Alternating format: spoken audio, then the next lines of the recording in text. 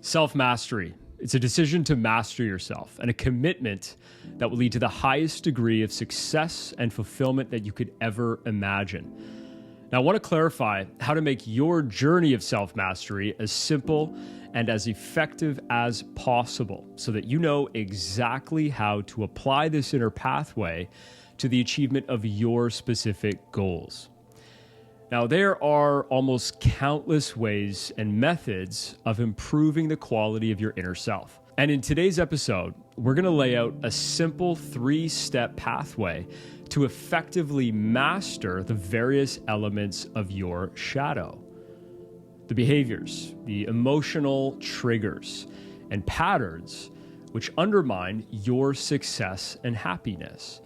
First is a serious inner decision, a decision to step outside of your comfort zone and commit to your own personal evolution.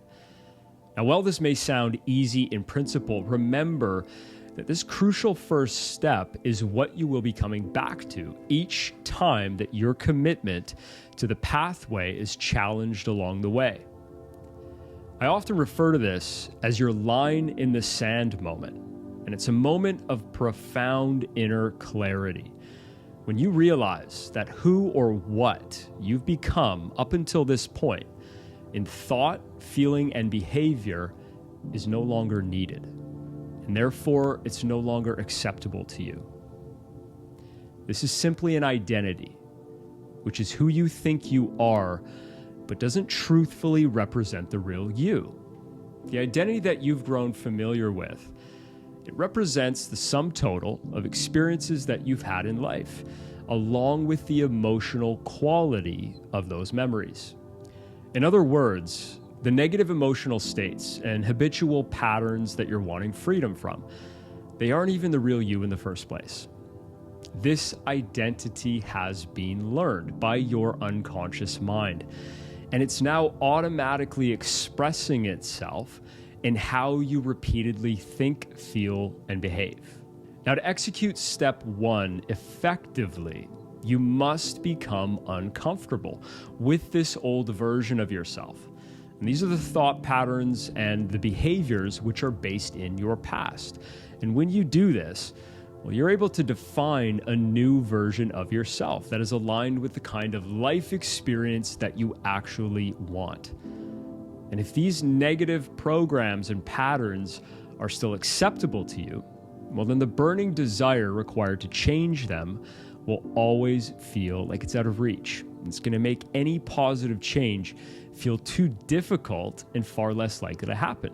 And what happens is that the cycle of negative thinking and feeling continues.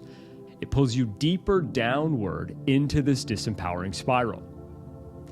Now, to activate step 1, you must utilize this negativity by simply deciding that enough is enough. This is your rock bottom. And it's only ever you who determines how much suffering that you actually need to make that decision. Now, to ensure that this rock bottom is as far down as you'll ever go, be willing to redraw this line in the sand as many times as you need to condition yourself down to this new baseline. Whenever you're feeling too challenged and your commitment is wavering, take that as your moment to recommit, because every time that you do this, it reinforces this inner decision and it makes it easier to stay the course of self-mastery. Now you're ready for step 2, self-inquiry. You see, to successfully release these negative programs, this conditioning, which we call your identity, you must bring this full responsibility, which you initiated in step 1, into this next phase of taking a self-inventory. And this is where you begin looking at the different elements of this learned identity. Remember, these habitual patterns, they're not your true self. You are the awareness behind the thinkingness and beyond the emotionality. This phase of self-inventory requires your inner honesty, remaining objective while you observe the version of yourself that you're now ready to let go of. You want to consciously choose to assume the mental position of the watcher or observer. And it's at this point that you can start to become consciously aware of the patterns and programs which exist in your unconscious mind.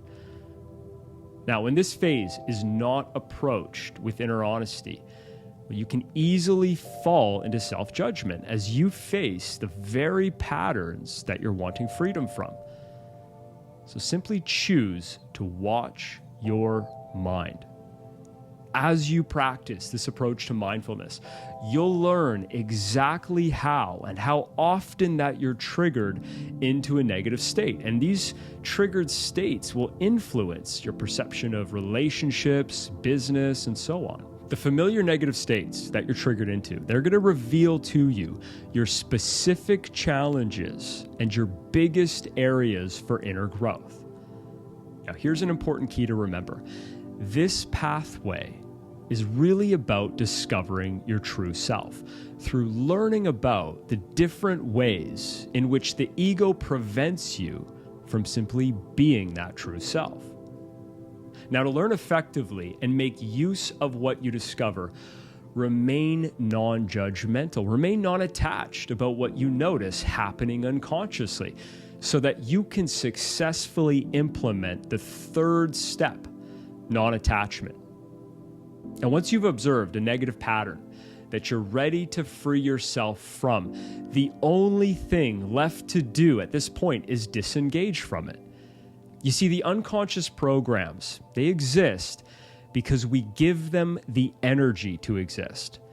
They don't have their own independent existence, which we are separate from. They exist because we hold on to them. And this is by living in the past. This is how we do this. The energy of the past is brought to the present moment, and because your energy grows where your attention goes, the energy of your past simply creates a new experience that looks or feels just like previous experiences that you've had. And this is precisely why people go through life feeling as though nothing ever really changes, because it's not changing on the level of emotion and vibration. So how will you know if you've effectively let go of that inner negativity in the moment? Well, what you're looking for here is inner peace, freedom from your suffering within your mind and body, freedom from the negative self-talk, and freedom from the lower emotion. Do you remember step one? Well, here's the moment where the line in the sand is truly put to the test. Do you actually want freedom from suffering? Do you actually want to experience something new and different from every other day that you've experienced? You must create a strong intention for freedom over suffering, some incentive to move beyond the familiar and into the unknown. If you can find it within to simply let go of the thinkingness and let go of the emotion being felt, well, then you've just freed yourself from your very own inner turmoil, your own past self, the very identity keeping you in the energy of the past. My name is Zach Michael, and on this channel, my intention is to help you master yourself by providing you with the perspective and knowledge that I've gained over the years, helping people just like you all around the world embody their highest potential. Welcome.